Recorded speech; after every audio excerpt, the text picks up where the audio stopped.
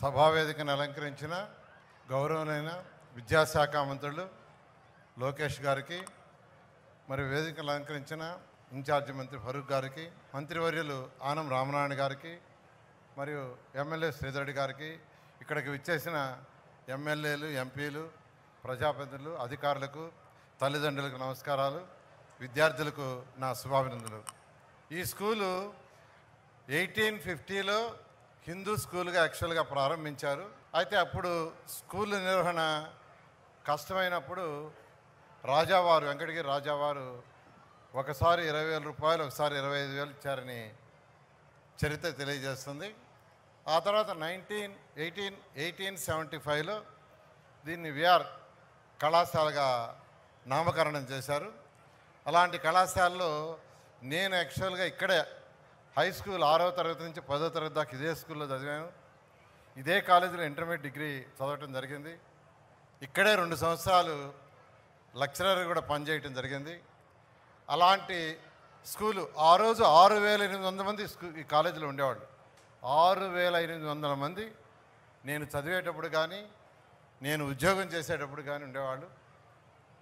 అయితే గత ప్రభుత్వం ఆర్థిక వ్యవస్థని అస్తవ్యస్తంగా చేసి విద్యా వ్యవస్థని అన్ని విధాల భ్రష్టు పట్టించిన దానికి నిదర్శనం ఈ స్కూలే.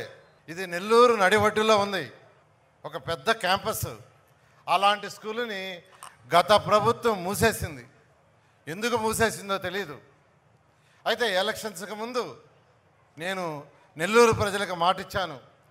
ప్రభుత్వం రాగానే ముఖ్యమంత్రి గారితో, విద్యాశాఖ మంత్రితో మాట్లాడి ఈ స్కూలుని వెంటనే తెరిపిస్తానని చెప్పడం జరిగింది.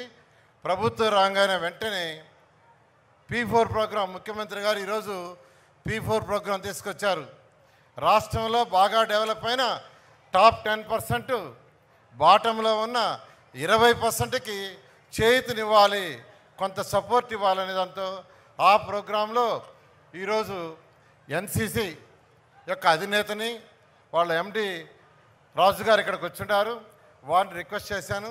అదేవిధంగా నారాయణ గ్రూప్, మా పిల్లల్ని యాక్చువల్గా వాళ్ళకి చెప్పాను, మనం ఎంతో ఉన్నత స్థితికి పోయాం, నేను చదివిన స్కూలు దీన్ని డెవలప్ చేయమనంటే మా కుమార్తె శరణి వాళ్ళు కలిసి ఈ స్కూలుని చాలా చాలా చక్కగా తీర్చిదిద్దారు.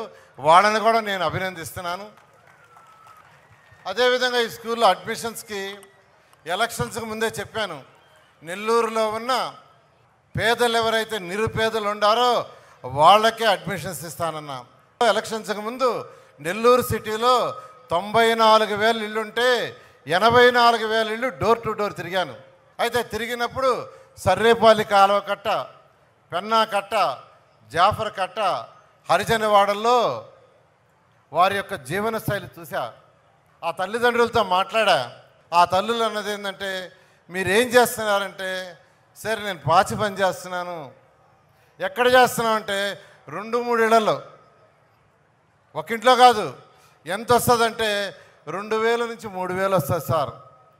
నేను అప్పుడే నిర్ణయించుకున్నా, వీరి యొక్క జీవన శైలి చాలా అధ్వానంగా ఉంది, వీళ్ళని డెవలప్ చేయాలని ఎలక్షన్లో వారి కోసమే నేను ప్రత్యేకంగా ఈ విఆర్ఐ స్కూల్ని మోడర్నైజ్ చేస్తామని నిర్ణయించుకొని ఎలక్షన్స్కి ముందు మాట ఇచ్చి, మాట ప్రకారమే ప్రభుత్వం రాగానే విద్యాశాఖ మంత్రి గారి లోకేష్ గారితో చెప్పడం జరిగింది, ముఖ్యమంత్రి గారితో చెప్పడం జరిగింది.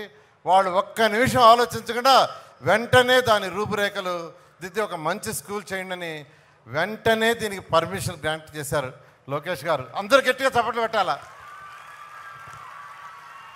అదేవిధంగా స్టాఫ్ని 43 మందిని యాక్చువల్గా వెంటనే అలాట్ చేశారు. ఈరోజు రూపుదిద్దుకున్నది ఇందులంతా పేదలు, నిరుపేదలకి అడ్మిషన్ ఇచ్చాం. అయితే నెల్లూరులో మొత్తం సిటీలో 54 స్కూల్స్ ఉన్నాయి. DVR కన్స్ట్రక్షన్ అని నెల్లూరులో పుట్టి పెరిగిన వాళ్ళు ఈరోజు హైదరాబాద్, బెంగళూరులో కాంట్రాక్ట్ చేస్తున్నారు, రియల్ ఎస్టేట్ బిల్డర్స్. వారిని ఒకరోజు తీసుకొచ్చి అక్కడ చూపించాను.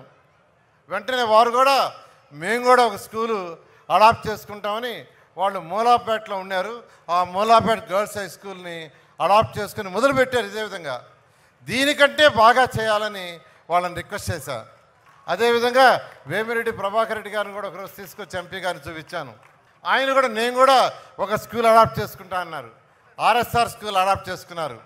దాన్ని కూడా ఇంతకంటే బాగా చేయాలని చెప్పాను. ఈ విధంగా నెల్లూరులో పుట్టి పెరిగి ఎవరైతే ఉన్నత స్థితికి పోయారో, ఈ స్కూల్లో చదివిన వాళ్ళు ఎంతోమంది ఉన్నత స్థితికి దేశ విదేశాల్లో ఉండారు. పొలిటీషియన్స్ అయ్యి ఉండారు, పెద్ద పెద్ద అధికారులు అయ్యి ఉండారు, జడ్జెస్ అయ్యి ఉండారు. వాళ్ళందరినీ రిక్వెస్ట్ చేస్తున్నాను, వాళ్ళందరి సపోర్ట్తో నెల్లూరు సిటీలోనే కాదు, నెల్లూరు కార్పొరేషన్లో ఉన్న అన్ని స్కూల్స్ని రూపురేఖలు దిద్దుతామని, ఒక మంచి ఎడ్యుకేషన్ ఇస్తామని, దానికి గౌరవమైన మంత్రివర్యుల యొక్క సపోర్టు 100% ఉందని తెలియజేస్తూ, ఇంత మంచి అవకాశాన్ని, అంటే నాకు ఎమ్మెల్యేగా గెలిచే అవకాశం ఇవ్వబట్టి ఇంత చేయగలిగాను. కాబట్టి నెల్లూరు ప్రజలందరికీ ప్రత్యేకంగా ధన్యవాదాలు తెలియజేసుకుంటూ, విద్యాశాఖ మంత్రికి మరొకసారి ధన్యవాదాలు తెలియజేసుకుంటూ సెలవు తీసుకుంటాను. Thank you.